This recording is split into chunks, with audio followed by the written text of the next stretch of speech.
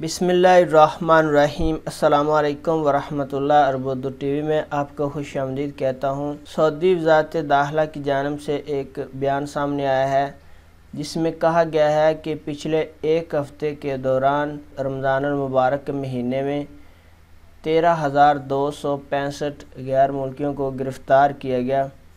इसमें इकामा की खिलाफ वर्जी करने वाले 8,490 लोगों को गिरफ़्तार किया गया, जबकि सऊदी अरेबिया की सरहदों की खिलाफ वर्जी करने वालों की तादाद 3,147 है। मकतब अमल की खिलाफ वर्जी करते हुए 1,628 लोगों को गिरफ़्तार किया गया।